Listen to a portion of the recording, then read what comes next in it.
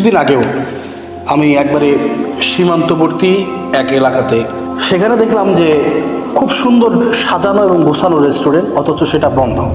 জিজ্ঞেস করলাম যে এটা বন্ধ হওয়ার পেছনে কারণটা কি। তো তিনি যেটা জবাব দিলেন যে এটাকে কর্তৃপক্ষ বন্ধ করেছে, কারণ এখানে হারাম যে খাবার বাংলাদেশের নিষিদ্ধ কুকুর, সেই কুকুর সেখানে খাওয়াইছে, এরকম অভিযোগ পাইছে। এবং শুধু তাই নয়, যে সেখানকার যে পুলিশ প্রশাসন তারা পিটাইয়া তাদেরকে একথা বলছে যে অন্য অন্য মানুষরা তো খাইছেই, তো এখানে আমরাও খাইছি। তো ব্যাপারটা এরকম যে পুলিশরা এই কথা বলে আর পিটায় যে সাধারণ মানুষকে তো খাওয়াইছে, আমাদেরকেও এরকম হারাম কুকুরের গোশত তোরা খাওয়াইছিস। আমি তখন এই কথাটা শুনে একটু অবাক হলাম এবং তাদেরকে বললাম, ভাই আসলে দেখেন, এই যে পুলিশ প্রশাসন সে কুকুরের গোশত খাওয়ার কারণে ক্ষিপ্ত মেজাজে বাংলাদেশের জনসাধারণকে, মুসলমানকে হারাম এই কুকুরের গোশত খাওয়ার কারণে যে আঘাত করেছে, যদি তারা এটা বুঝতো যে আসলে ঘুষ খাওয়া, সুদ খাওয়া এটা কুকুরের গোশত, শুয়োরের গোশত খাওয়ার চাইতেও অনেক বেশি হারাম, তাহলে কচ্ছিনকালেও তারা এটা করতো না।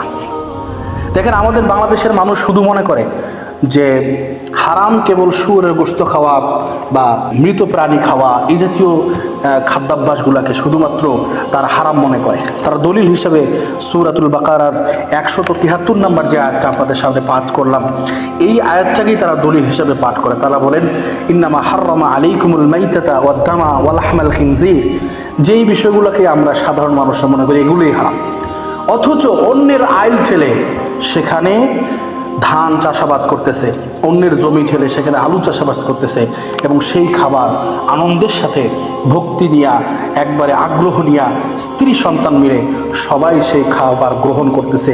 তাদের বিলকুল কোনো চিন্তা নাই, তাদের বিলকুল কোনো বেদনা নাই। কথা বলেন ঠিক না বেঠিক? মোহতারাম হাজরিন, রাসূলুল্লাহ সাল্লাল্লাহু আলাইহি ওয়াসাল্লাম সহ সমস্ত আম্বিয়া কেরামদেরকে আল্লাহ পাক এমন মুজিজা দিয়েছিলেন, তারা যখন খাবারের ভিতর হাত দিত তো খাবারের সেই হালাল না হারাম সেই খাবারটা তাদের হাতে লাগার সাথে সাথে তারা বুঝতে পারত। কারণ আমরা যদি সাধারণত যেই প্রচণ্ড ঠান্ডা খাবার আমরা হাত দিলে বুঝি যেটা খুব ঠান্ডা, এটা খাওয়া যাবে না, এটা খাইলে আমার শরীরের ক্ষতি হবে, আমার দেহের ক্ষতি হবে। আমাদের প্রচণ্ড গরম খাবার, এটা খাইলে আমাদের ভিতরকার অনেক ক্ষতি হতে পারে, আমরা এই আশঙ্কা, এই ভয় আমরা সকলেই করি।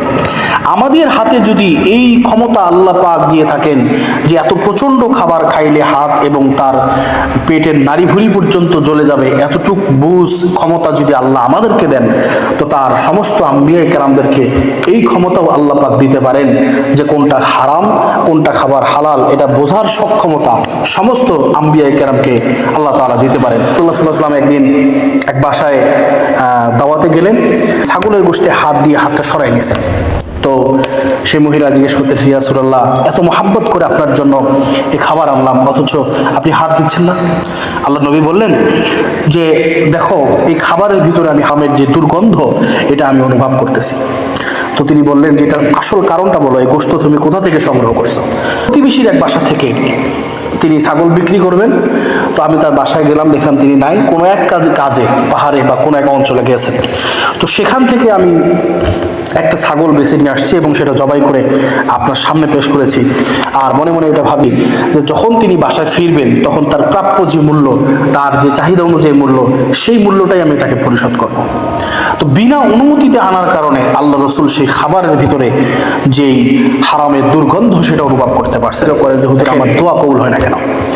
দোয়া কবুল হওয়ার জন্য প্রথম শর্ত দেখেন, তলাবু কাসবিল হালালি ফারিদাতুন বাদাল ফারিদা। ইবাদতের পরে সবচেয়ে গুরুত্বপূর্ণ যেটা ফরজ সেটা হচ্ছে হালাল রিজিকের অনুসন্ধান করা। আমরা তো হালাল রিজিকের অনুসন্ধান থেকে অনেক দূরে সরে এসেছি, বিধায় আমাদের এই হারাম পেটে যাওয়ার কারণে রাসূলুল্লাহ সাল্লাল্লাহু আলাইহি ওয়াসাল্লাম বলেছেন, লা ইয়াদখুলুল জান্নাতা জাসাদুন গুযিয়া বিল হারাম। এই হারাম খাবার কারণে এই প্লাজমা তৈরি হয়, যে কণিকা তৈরি হয়, আমাদের শরীরের ভিতরে যে চর্বি তৈরি হয়, যে গোশত তৈরি হয়, এই গোশত, চর্বি, কণিকা এবং প্লাজমা সংগঠিত পুরা শরীরকে আল্লাহ রসুল বলেন যে লা ইয়াদখুলুল জান্নাতা জাসাদুন গুযিয়া বিল হারাম।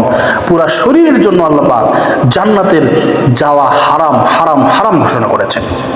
ইউসুফ এক ব্যাপারে যখন একজন উজির বললেন যে আপনার ব্যাপারে রাজ্যের সমস্ত আলেম ওলামারা বদদোয়া করতেছে আপনাকে, তারা এমন ক্ষতিকর বদদোয়ার মাধ্যমে ক্ষতি করার প্রচেষ্টা করতেছে যে আপনার তারা ক্ষতি করবে। তো তো হাজ্জাজ বিন ইউসুফ বললেন এটা কখনো কেন সম্ভব নয়। কেন সম্ভব নয়? তিনি বললেন যে আমি এই যে রাষ্ট্রের যত বড় বড় আলেম ওলামা বুজুর্গ ব্যক্তি এদেরকে আমি মাঝে মাঝে দাওয়াত দিয়ে খাওয়াই, এবং এই দাওয়াত দিয়ে যখন তাদেরকে যেই বেলায় খাওয়াই তার আগের বেলায় তাদেরকে আমি ওই মরু অঞ্চলে ডাকাতি করে সেখানকার উট দুম্বা জবাই করে সেটা কাবাব হিসেবে তাদের সামনে উপস্থাপন করি। তো এটা উপস্থাপন করার কারণে তাদের ভিতরে যখন এই হারাম খাবার যায়, তা আমি হাজ্জাজ বিন ইউসুফ এতটুকু জানি যে যত বড় বুজুর্গই হোক এই হারাম খাদ্য তার উদরে যখন যাবে, তার পেটের ভিতরে যখন যাবে, তখন তার মুনাজাত তার দোয়া আর কবুল হবে। মোহতারাম হাজরিন, আমরা মনে করি যে শুধুমাত্রই হারাম এটা শুধু খাবারের শুয়োরের গোশত কিংবা আমাদের মৃত প্রাণী এগুলোর ভিতরে আছে, কিন্তু এর বাহিরে অনেকে টেবিলের তলে উপরে এবং ঘুষ খাচ্ছে। এমনকি সমাজে গ্রাম অঞ্চলের প্রত্যেকটি জায়গায় সুদবিহীন একটা 10টা টাকার নোট পাওয়াও কঠিন। কথা বলেন ঠিক না ঠিক?